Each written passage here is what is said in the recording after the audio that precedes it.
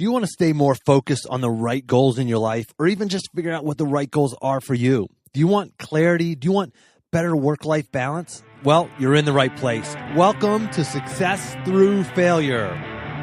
Welcome to the Success Through Failure podcast, the show that reveals failure as your path to success. You'll listen to intriguing interviews with some of the most successful people on the planet and learn how their failures became a launchpad for success and how yours can too. Here's your host, former Division I All-American wrestler, former Division I head coach, speaker, and personal coach, Jim Harshaw. Welcome to another episode of Success Through Failure. This is your host, Jim Harshaw, and today I bring you Cody Lundin. Do you feel out of balance in your life, like your family and your work are your priorities, but you don't have enough time in the day, so you're shortchanging them both? Not to mention wanting to work out more or do more of the things that you love. Are you easily distracted and you want to be able to stay more focused so you can lock in on the most important things that you know you should be doing? You want to be more consistent so you can achieve those goals that always seem just out of reach. Or maybe you feel like you just lack the motivation that it takes to get there. Or maybe you're just not clear on what the right first step actually is. Like every time you're about to take action, you doubt whether or not it's the right action or the right goal. I know the feeling. I've got a wife and 4 kids. I have a job, a rental property, this podcast, not to mention the inevitable challenges that just come up with life, like, illness and struggling family members or car trouble. I've got a lot going on. But when I was a Division I All-American athlete, I was completely locked in. I was focused, I was balanced, and I knew exactly what I wanted and the steps that I had to take to get it.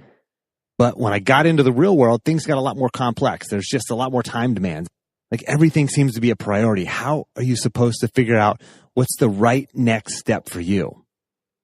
Well, I've developed a system that helps you do just that. Find the balance, the clarity, the focus that you're looking for so you can take your life to the next level. So you can start seeing the dreams that are in your mind as realistic goals and have a plan to achieve them. I've opened a few spots on my calendar for free 30-minute strategy calls so you can take that first step toward the life that you've always dreamed about. Just one simple step, one small commitment that will give you huge results, a simple phone call that will leave you with a plan. If you want this life, if you want to truly have a breakthrough, claim one of the few spots open on my calendar, and I'll share with you the formula that has had people who I work with saying things like one of my recent coaching clients, Frank, who said, "My only regret is that I didn't do this 20 years ago." Or like Isaac, who said, "I love this version of myself the best, and I'll do anything to keep it going." I've got dozens more quotes like that. If you want to feel the same way, go to jimharshawjr.com/apply. That's jimharshawjr.com/apply. Cody is an internationally recognized professional survival instructor with more than 28 years of hands-on teaching experience. Cody's love of all things self-reliant began as a child with the influence of his homesteading grandparents. The only child of a military family, Cody moved frequently. During these years of migration with no formal base to call home, nature became Cody's constant companion. Today, he is one of the world's leading survival experts and the founder of the Aboriginal Living Skills School. He's been featured in media outlets including The Today Show, History Channel, Dateline NBC, CBS News, USA Today, The New York Times, Good Morning America, Newsweek, Fox News, and CNN, just to name a few. There's many others. And in July of 2009, Cody was handpicked to co-host the hit Discovery Channel show Dual Survivor, in which he starred for 4 seasons. And for the listener, if you don't have time to listen to this entire episode, or if you hear something you like, but you don't have a chance to write it down, make sure you grab your free copy of the action plan. Just go to jimharshawjr.com/action. Cody, welcome to the show. Hey, thanks for having me on, Jim. Been following you for a lot of years, and then a friend of mine signed up for your course, the Desert Drifter, and I was just fascinated by that entire experience, and so really excited to bring you onto the show and share your message with my audience. So, Cody, you live this amazing life, and that has now come to be, and I talked a little bit about your upbringing, your background, but can you fill in a little bit of the gaps? Like, how did you become such a survival expert, and where did this all come from? Well, it's a long, boring story. I mean, I would be a lot sexier if I said I was raised by two wolves in the backcountry, but that wouldn't be true. It's just I've always had a passion with doing more with less, and I literally been doing that since I was a teenager, and that gradually morphed into a business. And it was a business not essentially to make money at first. It was a business just based on a personal passion that morphed into what it is now. And that the reason for that morphine is, as you're probably aware, a hell of a lot of hard work and never giving up on what my core principles were to be. Because again, at the end of the day, what I do is I deal with people's safety for a living. So there can't be any compromises when you're dealing with people's safety, albeit that the compromises are out there big time. So that's the short version. The long version is a shitload of work, pardon my language, and not giving up and trying to be as best I can at my craft and trying to do it with integrity. You mentioned living by these core principles that you have. I think a lot of people struggle in the world because they don't know necessarily what those things are, what they really stand for, what their passion is. But it sounds like you found that at a young age and you built a business around that. How did that start? Was it with the Aboriginal Living Skills School, or what was the sort of first iteration of that business? Oh, the first iteration of the business was just loving the outdoors and wanting to share that with others. And then things progressed. And it's interesting to back up with what you said earlier. If you haven't found your passion, then you need to do that. Not meaning you, I mean your listeners. So as far as being successful, that's a wild card word about what that means. I mean, to me, a person's successful once they've found their passion, and usually the financial resources come after that, from my experience. But even if they don't, to the golden castles everyone dreams about, you'll find that if you are following your bliss and following your passion and can make even a living out of that, that you're well ahead of most of the population that are working shitty jobs that they hate for most of their life for money. So to me, it's important that I firmly believe everyone has a gift to give on this planet, and they need to have the courage to follow that. And if they don't, then that's where the problems first arise. And you have someone that after 40 years, they've worked at a job they hated, and they're just now coming to that realization. And life is short, So, I understand the gist of this podcast, and it's really in the line with finding your passion, because when you find your passion, not that there's not a lot of struggle in doing that, because usually it involves swimming upstream. It's easy to be complacent and float downstream the way society wants us to float because it's good for the economy or whatever the hell the excuse is. But to actually follow your bliss, as Joseph Campbell used to say, it takes a lot of balls to do that. And sometimes it takes a lot of muscle power to swim upstream. But that's first. So to me, that was first. I love doing this. I wanted to share it with others. And because that natural passion is what was instilled within me with this skill set, then it made it easier to do the work that I told you that we all understand is required in any business to get anything done. But to have no passion and work your ass off for some whatever the hell it is doesn't make a lot of sense to me. Cody, there are a lot of people who are listening to this and saying, okay, I've got this passion. I know what it is, but I'm stuck in a job because this is just kind of the path that I led. I graduated from high school. I went to college. I got a job, and then I got married, and I bought a house, and I have kids, and they just kind of find that they just kind of follow this path that, life just sort of, like you said, you follow the current, right? You follow the stream as opposed to swimming against the current or upstream. I think about what you do, and I never, just having watched the Discovery Channel show, the Dual Survivor show, I never saw you as a businessman, right? I never really thought of you as Cody, the businessman. You go barefoot and everywhere in every climate and environment on the planet,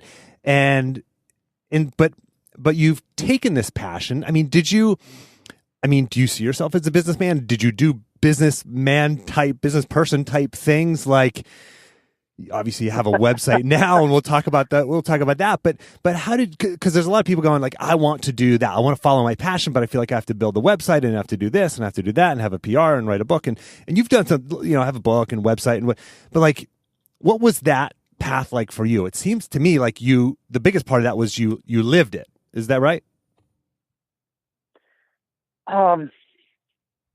Yeah, and everyone has their own story. And your original question was, okay, you've got your listeners out there and they've made a path. And maybe that path wasn't what they would have chosen, but they did what they did, whether it was wife, kids, dog, picket fence, or whatever it was, and that's fine. But if they're not happy, that's not fine. And I'm not saying ditch your wife and your kids and sell the home, but what I'm saying is if you think, and when I say you, I mean your listeners, not you Sure. literally. If your listeners, these are lessons for me too, though. But yeah, keep going. This is great. Well, if your listeners think that, oh well, I guess it's the way it is, it's bullshit. It's just another cop-out excuse. You got to take baby steps sometimes. It doesn't mean that if you've led a conventional lifestyle as an accountant and that you want to do wild water rafting trips as an instructor, that it's going to be an easy switch. It's not. But it depends on what you want. It depends on what your listeners want. And the one thing I've keyed in on is if your motives are altruistic, remember that word, altruistic, where you actually cared about others and you really wanted to be of service to life, then the doors will open where there were no doors. So it depends what you want to do. If you want to make a shitload of money just to make the money and whatever, then it might be a rougher road or maybe it won't be. But if you're out there, if your listeners are out there and want to do something, and usually what I find is helping other people makes people happy on some innate level, and you can still make money. Yes, I consider myself a businessman. It's debatable how effective I am as a businessman, but of course I run a business, and I want to make money, and I'm interested in income. There's nothing wrong with that. And I went through years thinking there was something wrong with that. So for me, in my background, that was the first hurdle, is thinking money was fucking evil, and then realizing that that's why I didn't have any. Because if you think something is bad, of course you're not going to attract it to your life per se. So I had to go through a major head shift about realizing that money was a tool and that it's a valuable tool and it can help me achieve my dreams about helping other people stay alive. Yeah. So, if your listeners are out there, they've forged their destiny, they've forged their path, and they've done that with intention, maybe, or maybe not. Maybe it was just totally floating downstream. My point is, there's many paths in life, and if you want to choose a different path, then do it. But don't expect overnight results, and make sure there's not a lot of collateral damage. If there's other people involved in the life that you've woven so far, that has to be taken into account, and you've made that decision as a leader of your life in the past, and that has to be honored to a certain extent. Again, you're not going to say, sorry, I had these kids, and I really wish I didn't have these kids, and I'm going to go on my own way. There has to be some integrity about it.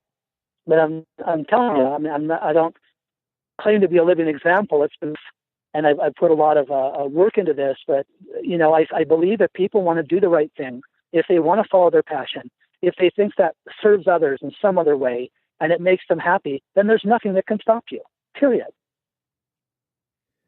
So I'm hearing three different themes that I just want to break down for the listener that we just talked about here that Cody alluded to is, number one, if you know your passion, if you know what your principles are, then failure and adversity and obstacles and setbacks, they're smaller, or they're bumps in the road. Those things don't change what's important to you. Those failure and adversity doesn't change what your core principles are. They don't change what your passion is. So when you're living by those things, then you can power through failure. You look at people who have powered through failure, powered through adversity, and these are the people I have on my podcast, and they tend to have principles they live by. They tend to know what they're passionate about. And the second thing that Cody just talked about was service. Serving others, loving others, helping others, giving and caring. And when you do that, doors open. And the third thing that I heard is there's nothing wrong with making a lot of money. And I know I grew up in a home, Cody, where blue collar home and parents worked their fingers to the bone, and they gave my sisters and me just everything we ever needed. But there was this sort of mindset that money, if you have a lot of it, it's a bad thing. So it sounds like you went through a transformation there. How did that happen? What was that transformation like? And was it something specific that you did, or was it reading that you did? What was it that helped you have that transformation, Cody? That's a good question, but I went to an alternative college where it was alternative in the sense that there was a lot of people that were attending there at the time that their parents were fairly wealthy and would not only pay for the college, but also pay for the vehicle they were driving, etc. So I grew up in that aspect kind of jaded because I was literally living in the woods in a brush shelter called a wickiup and on food stamps a couple of times and doing whatever I could to like paint the book lady's office on campus and lay her carpet and trade for books for school. And so life kind of sucked financially for me in college, but I was going to a college that had a lot of rich kids, frankly. And so that wasn't any help to my money is evil type thing. And I'm not sure how I spun out of that. It took several years to spin out of that. And most of your listeners probably don't have a problem that I had. But however I pulled out of that, it wasn't a book. I'm not, it's not like I'm reading Dr. Phil or something like that. It was just over time realizing that monetary funds were a tool. And like any tool, whether it's a knife or a gun or a pencil, it's the user that determines how that tool is used. And when I realized I wanted to do better things and bigger things and help people stay alive, frankly, and survive as a business, because we both know, I don't give a shit how passionate you are about something. Unless you're a philanthropist and are already rich, unless you can make a living at that passion, it doesn't mean shit as far as trying to make a living. And that's the bottom line, is how can I make a living doing what I love? And so something had to give, right? If I was going to accept money for my services, something changed probably called survival, about how do I buy food, and how do I not work for someone else and be self-employed? And it was probably a natural progression, but I don't have any fancy answer for that. But I'm totally okay with making money at this point, and however much that I can make, and I consider it kind of another unique goal, Jim, being self-employed and doing such a weirdo profession that if I do make money, it kind of blows people away because they're surprised, and by that blowing people away, maybe it inspires other people to realize, well, God, if he can make a living doing that, maybe I can do this over here.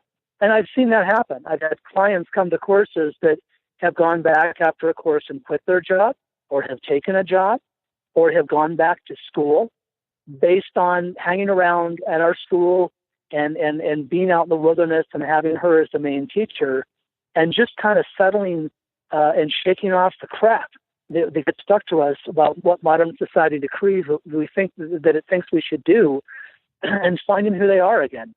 And for me, there's really no better way to find out who you are than nature, than to be out in the wilderness, because there's just no bullshit with her. She is what she is. You either do what she says or you die. So there's no mamsy-pamsying around.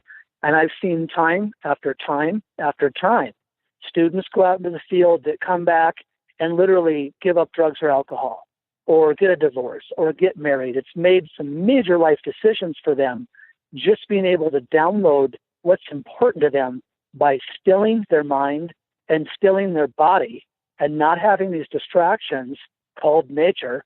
In other words, nature took over their persona and helped them think straight and make these decisions that are impossible to make in an urban environment, or so it would seem. I mentioned a little bit before the show that I went camping by myself just overnight. That was my Father's Day gift, actually, recently. And it was it's something that I've always loved to do. I always loved to be in nature. I grew up hunting and fishing. I led adventure camping tours. I backpacked through Central America. And that is the kind of stuff that just feeds me. And I live in this world, and we all do. So many of us do anyway. Maybe not you, Cody, but most of us do live in this world where we're just surrounded by the opposite of that, right? And it was just so, I hadn't gone camping solo by myself for over more than 10 years. And it just felt so good to be out there by myself. I kayaked up this stream that fed into this reservoir and found a spot on the shore, and I just threw up my hammock, and I had and just had a bonfire and fishing, and it was me, and it was it, and it was just nature, and it felt so good. It felt so good to be recharged out there. And this morning, I dropped my daughter off at a horse camp. It's like a horseback riding camp for the week, and she's 8 and she's so excited. But it was like a 4-mile drive down this gravel road, and it's such a small thing. It's a tiny thing, but I felt so good being there, dropping her off, spending some time at this horse farm, and driving for 4 miles just past farms and just on this basically a path. And it felt so good, right? And so many people miss that, right? I mean, do you feel that? I mean, this is obviously a loaded question with somebody like you, Cody, but why should people do that? Why should people reconnect with nature? Maybe they're not the type who grew up camping or grew up outdoors doing that kind of thing, but why do you feel like people need that in their lives? Or do they? Well, because we all came from there. I mean, if it's not connected, it's called disconnected. And I don't mean people need to go out into the backcountry and, hike the Teton Mountains. But I do believe, and what I've witnessed, I'm just telling you what I've seen over the years. This is my 27th year at doing what I do. And what I've seen over the years is a lot of people that come from a lot of cities all over the world that are changed by going out into the woods, whatever that means. But it doesn't mean necessarily you need to go out into the woods. It might be just, hey, let's have a room in our house that has a bunch of houseplants, something natural. I understand about cities, and I understand it might be hard to find nature in cities. And I'm not interested in people like, well, let's be like Cody. You're not going to like it. I have a fairly dull life. It's fairly routine. It's not very sexy. I work most of the time. I'm a workaholic, but I love what I do. And that's the difference. But I do think it's important for people to get still and to have some aspect of whether it's a house plant or a room full of plants, or they go to the park or whatever. And what that does is it seems to reset the human psyche. It seems to reset people's psychology when they go out and into a natural environment, whatever that means. And I think that's important. Why do I think it's important? I think it's important because everything is based off that. All the decision-making, all your judgment calls, who you are as a person, your stress level, your health. My God. It's like if people are so wound up tight that if you unwind a little bit and let some space in between the breaths, then you make better decisions. You make better relationship decisions. You make better business decisions. And frankly, they'll probably be happier and make more money too, because you're making better decisions. Your judgment is more acute, and all the stuff that needs to be washed away gets washed away, the confusion and the chaos that just kind of hang around people in urban environments. And I think that's important. And it's not like I'm not some hippie hug a tree. I'm just talking about your listeners and their health, essentially, not just their physical health, but their mental health. And if people know, eventually they know if they're happy or not. And a lot of people just fake it. How are you today? Oh, I'm fine. That's a loaded answer that doesn't really mean anything. But if people don't take the time to assess if they're serving life to their full potential, that's a mistake, because then, they wake up on some deathbed or whatever and realize, shit, I wish I would have done X, Y, and Z. And I'm not railing on your listeners or anyone out there who's not following their bliss. And I don't mean to make it sound like it's easy. And I'm not a fan of self-help books, and I think there's a lot of bullshit out there in that field. But if people were just fucking honest with themselves, if they were just honest with themselves and the people around them, a lot of this stuff would just naturally clear up. A lot of it would clear up. You'd have the clarity you're looking for without the $100 an hour therapy bills or whatever it is, and you can move on. And then to have the clarity, then you can have the courage to come in and make the change. And it's scary. It's really scary to be self-employed in a sketchy business with a bunch of bills coming in and whatever. People think, oh, you have a simple life and you have no stress, and that's bullshit. I work with the Forest Service. I work with government bureaucracies. I have to have outfitter and guide insurance. There's a lot of paperwork with what I do for my idyllic life where I just go barefoot all over the place and just play a flute or whatever. That's not the reality. And I'm okay with that. You know, I'm okay with the workload. I enjoy the workload because the resistance is like training at the gym. If you don't have resistance, you don't build more muscle mass. So that natural resistance is healthy, I think, for people to push on through and grow as a person. Chaos is not. Constant chaos is trying to tell you that you're fucking up on some point down the line if you care to listen and put down the Prozac or whatever else you're on to get you through that time. But I think really what this podcast is about, in my mind, is stark honesty with who we are as people and the courage to make that change, to make us better, and to realize that failure is part of the package. I have a folder of rejection letters, and I keep my rejection letters because I read this thing or something with this author that, the lady that did Harry Potter, she was rejected by all the major publishers who are now crying. The Beatles were rejected several times with all these people that are still crying about that. Yeah. I mean, no one really knows what's a hit. If people knew what was a hit in television, then every show would be a hit. So people are all flying by the skin of their pants, and yet no one really is honest enough to admit that we really don't know. We really don't know if it's going to be a best-selling book or a hit television show. I really don't know if this new business venture is going to make it, and it is what it is. Yeah, for the listener, I want you to go back right now, hit rewind on this podcast and listen to the last 3 to 5 minutes of what Cody just said there about getting out into nature, getting clarity, finding that clarity that you want. And you'll find so much of that out there. That is where we came from. And man, what a great action item for everybody here is to get out in nature. I mean, shoot, even talked about, if you can't get out, just have a room in your house that has plants. I mean, minimum effective dose, get something, get a taste of it. Cody, you talked about failure and rejection. Can you share a moment in your career or in your life where you failed, or where you felt that failure, you felt that hopelessness, or that that terrible feeling, that despair that comes from failure, and maybe how you move through that? Yeah, I mean, which one do you want to talk about? There are dozens of them, So let me God. Let's see. There was a couple times in my career where I don't think things were working out financially. This is all I can remember. In other words, I wasn't making a living. Things weren't panning out. And it happened to me a couple times in my survival school. And I was at the point where I was ready to quit and do something else. And I don't remember all the specifics of these. There were several years ago. But I remember the feeling, and we all do, right? The feeling about shit. Maybe this isn't going to work out, and what should I do now? And essentially what I did is I just asked, whatever. I mean, I just asked. I don't want to get woo-woo with this, but I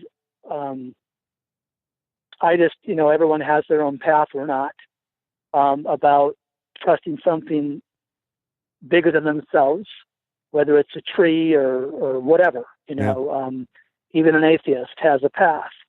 An atheist has hopefully someone that they think is someone that they could mentor them, right? If it's not a deity, then they have their Uncle Frank, who is awesome or whatever. Sure. And I asked, do you want me to continue doing this? Here's what I do. I'm okay with doing it. It feels great. But if I'm not going to be supplied with the money to make a living, then I need to do something else. And within a week or two of asking that and being really down and dirty, being emotionally raw, where you're not just asking it and then going to have a Starbucks. You're asking it and really thinking, oh, crap. And within 1 or 2 weeks after asking that, my business immediately started to pick up. And I was like, okay, I'll keep doing this. So I think it's okay if your listeners have a passion and they go through and it doesn't work out. That's okay. What's not okay is if you have a passion and you never explore it. That's not okay. Because you didn't explore it. exploring your passion doesn't mean it's going to work out. It just means you had the courage to explore that passion. And maybe that's what all it was about, is for you to get your nose wet in that area. It doesn't mean that it'll be raining $100 bills and that, and everything is going to be groovy. But I do think it's important, if your listeners have a strong drive to do something that they've thought about, then they should exploit every opportunity to try to do that. Because that, in my aspect, is the universe's way of when we come on this planet, we're all given these gifts. And if you don't use the gifts, you're wasting that opportunity. But the outcome is what screws people, because they think the outcome is always going to be roses. Don't worry about the outcome per se, unless it's like what I just said. Okay, I'm not making a living. I've got to go back to making burgers or whatever it is. But to not touch that passion and to try to pursue that dream, I would call that a mistake. And it's one that can be corrected. So all the things we've been talking about. But again, people are fixated on the end result, and they're not willing to go through the process. Everyone loves to eat vegetables out of the garden, but very few people want to pull the weeds. And if you're not willing to pull the weeds and realize that shit, the tomatoes didn't come up, then at least you tried to plant the tomatoes, and that counts. Because what that does, because one of the things my courses do is they make people more confident in what they can do. And some of that confidence comes through failure. And that's the way it works.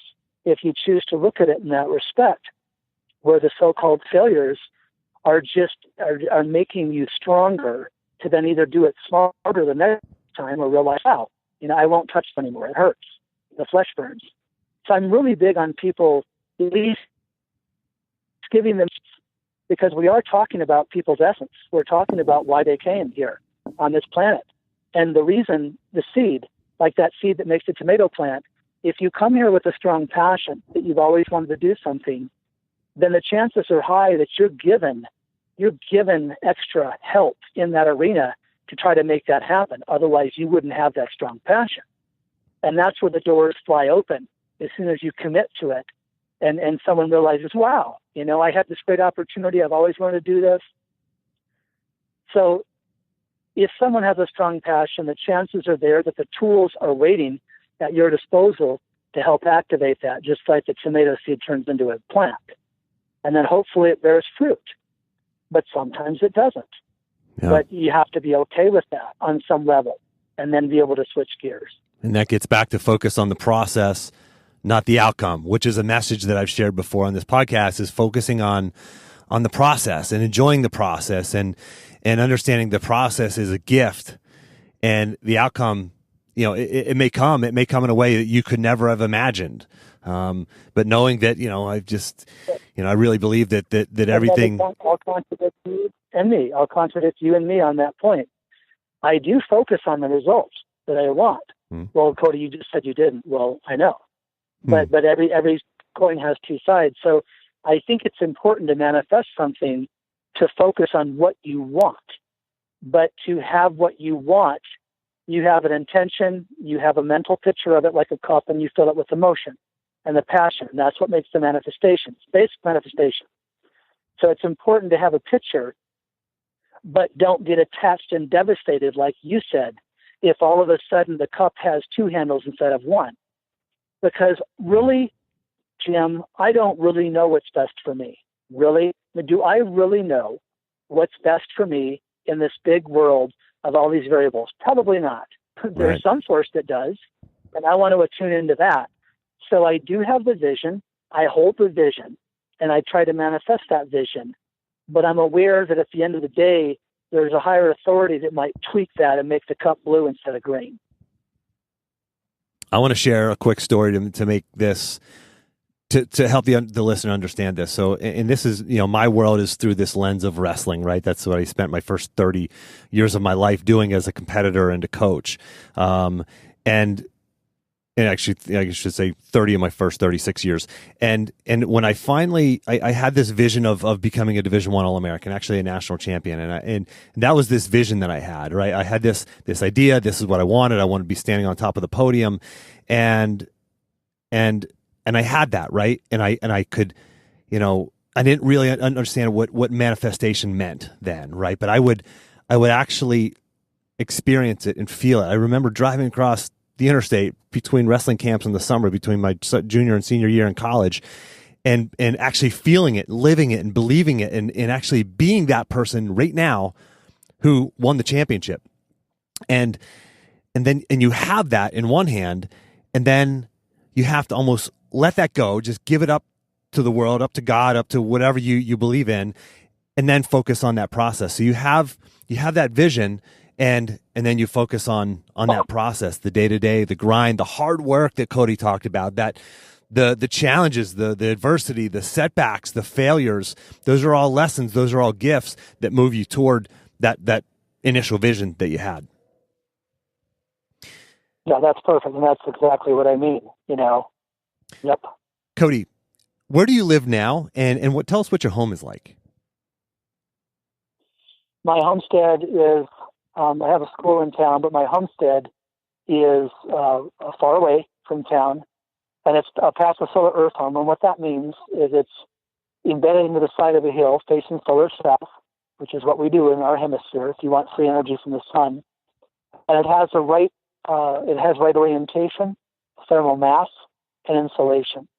And those are the three main qualities you'd want in a structure to be off the grid, or if you're on the grid as well, to help it thermoregulate its own temperature. And what I mean by that is that this country spends about a third of its energy bill making everyone's home room temperature, 72 degrees. So, and that's one of the biggest causes of death in the outdoors is hypothermia, a drop in core body temperature, or hyperthermia, a raise in core body temperature. And so I wanted to design a home that would regulate its own core temperature with not having to do anything. So in other words, my home is room temperature in the wintertime. And yes, we have winter in this part of Arizona. And I don't burn wood. I have an old-timey wood cook stove that I've never even hooked up. And it's only been 18 years or whatever it's been. Huh. But I don't burn any wood to keep warm in the wintertime. And I don't do anything but open windows at night to keep cool in the summertime. And the reason that my house regulates its own temperature is because I've cooperated with nature. Here we go again, back with nature. And I've done what I needed to do for my bioregion, because I'm not in Alaska, I'm not in Florida, I'm in Arizona.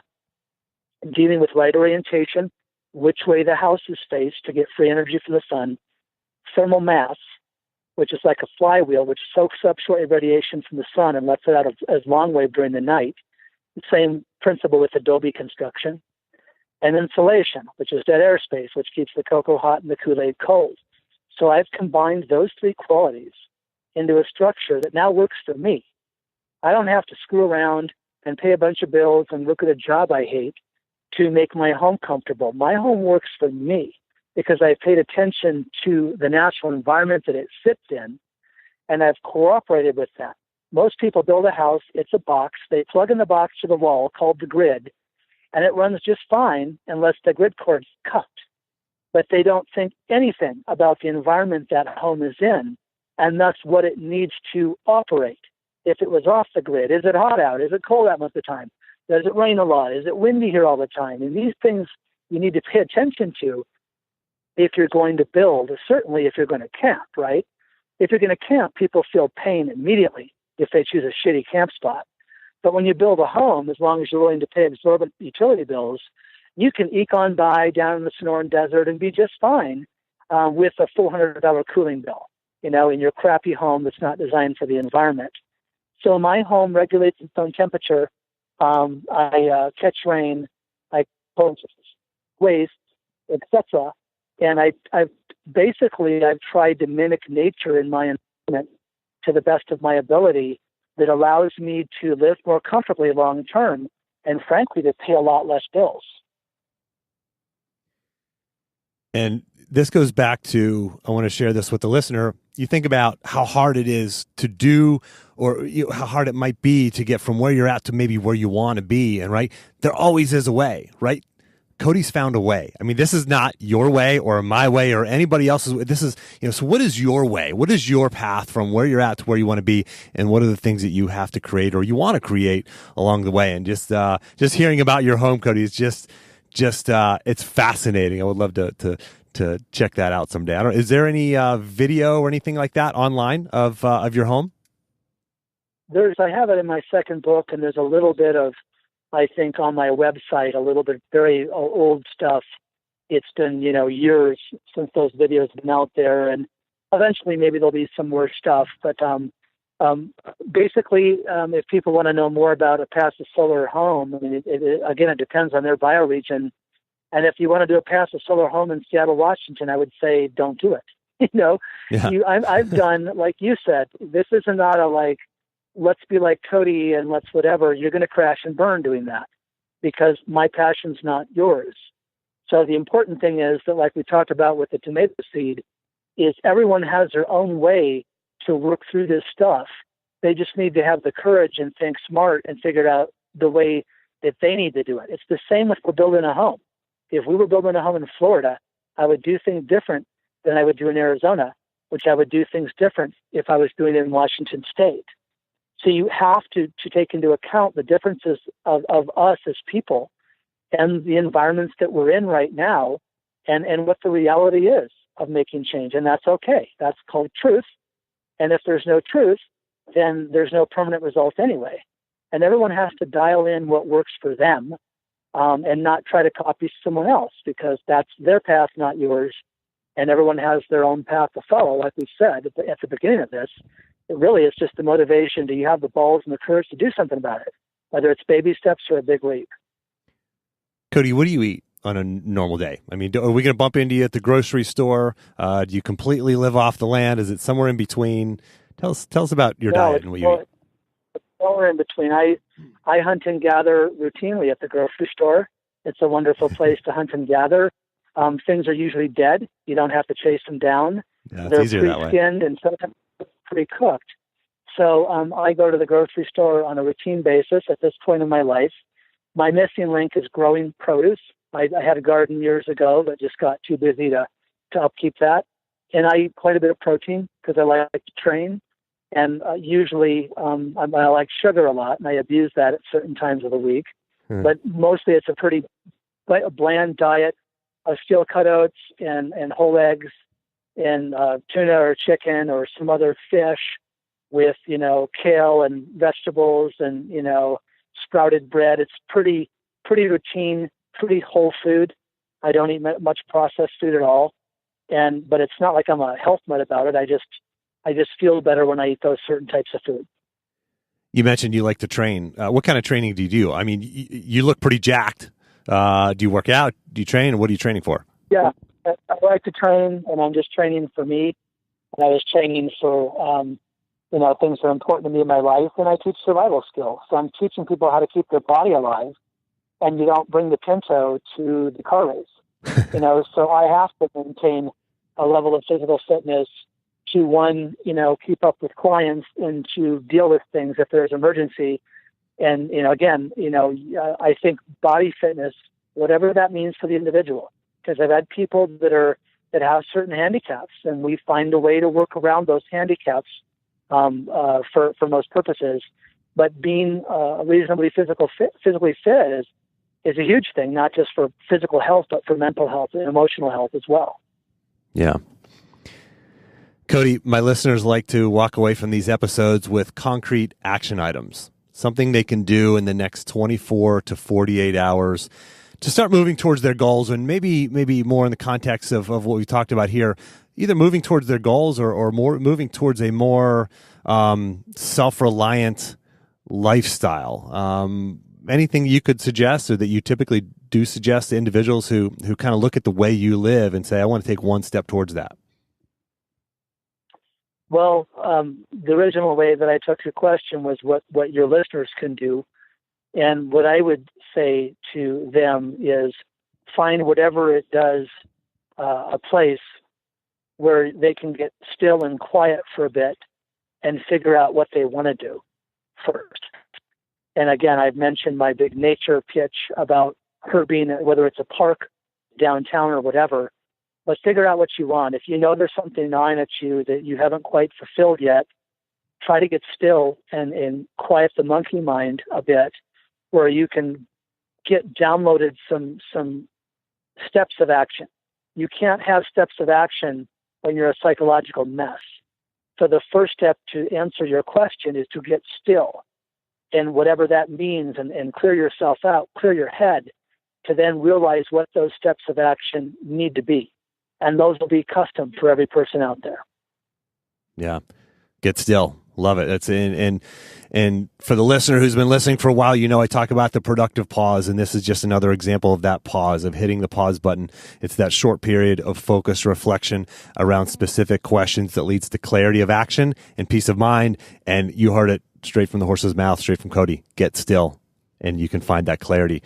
Cody, how about a tool that you might recommend to help people be more effective in their life? Or maybe just something that you've used. Maybe it's a technology, maybe it's something otherwise, some kind of tool, maybe it's a book, maybe it's a technology, maybe it's a supplement. I don't know. Maybe anything that you feel has helped you be more effective, or something that you use on a regular basis. Be honest and have integrity. You'll find out there's no need to spend money on that, but it might cost you some money, or it might bring you money. But if there's no honesty and integrity, then nothing else really matters. Goes back to what Cody talked about earlier, service, caring for people and giving. And that's awesome. So Cody, let's wrap up with this. How can the listener find you, follow you, read your books, get in touch with you, look at the courses? You have a bunch of different courses. Take a minute and tell us all about where we can find you, and even what you offer. Sure. Yeah, what I do, Jim, is I teach modern outdoor survival skills, which is like what happened if the Jeep you were driving broke down in the mountains and it started to lightly snow. It involves search and rescue. It's real. It's like the Lost Day Hiker gone bad, where you're dealing with search and rescue and other modern means to get out of that situation. I teach primitive living skills, which is catching fish with their hands and making fire with sticks and all this stuff, because of crap TV shows that people think they should be doing out in the woods, which is not true. The context is off. I teach urban preparedness without the zombies. We can talk about zombies if you want, but what happens if the grid burps, and where do I go to the bathroom? How do I do that safely? Sanitation, hygiene, communications. How do I heat my home when it's off the grid, or cool the home when it's off the grid? And then a little bit about homesteading, because I live on one. So those are the four main genres of self-reliance training that I teach at my school, the Aboriginal Living Skills School, which I founded in 1991 here in Prescott. My website address is www.codylundin.com. My name, CODYLUNDIN. And on that is attached to Facebook and Instagram and whatever, and all the social media stuff that I should do more of. My books, my first one, 98.6 Degrees, Art of Keeping Your Ass Alive, was on modern survival. In other words, a survival kit, and what people should do when they go out into the backcountry, even if it's on a simple day hike, and the dangers of hypo and hyperthermia and dehydration, and how to get the hell out of that situation with you and people you care about. My second book, When All Hell Breaks Loose, Stuff You Need to Survive When Disaster Strikes, is about that grid burp down. Whether it's an ice storm or a hurricane or a tornado or civil unrest or whatever. It's how do I dial in my home where I'm at right now without running off to the woods? And what do I really need? And for Americans, the needs are very hard to separate from the wants. Yeah. And that, and so we distill, what's important in an urban or rural or just how I'm a person living on planet Earth lifestyle in that second book. And those are available at bookstores or whatever, God help me, Amazon and whatnot. But that's the way to get a hold of me, and my courses are offered pretty much April to October, and I have a new calendar coming out each October for the following year. Excellent. For the listener, I will have everything that Cody just mentioned there in the action plan, so you can go to jimharshawjr.com/action. I'll have links to his website, links to all of his social media there, and you can find it, as well as links to his Amazon page or where you can find his books elsewhere. Cody, this was absolutely incredible. Thank you for making time to come on the show. Thanks for having me, Jim. And for the listener, as always, until next time, take the time to get clear on your goals and embrace failure as a stepping stone on your path to success. Don't forget what I talked about before the interview. If you want to find balance, clarity, and focus, take the next step and go to jimharshawjr.com jimharshawjr.com/apply. Space on my calendar is very limited, so claim your spot now. jimharshawjr.com/apply.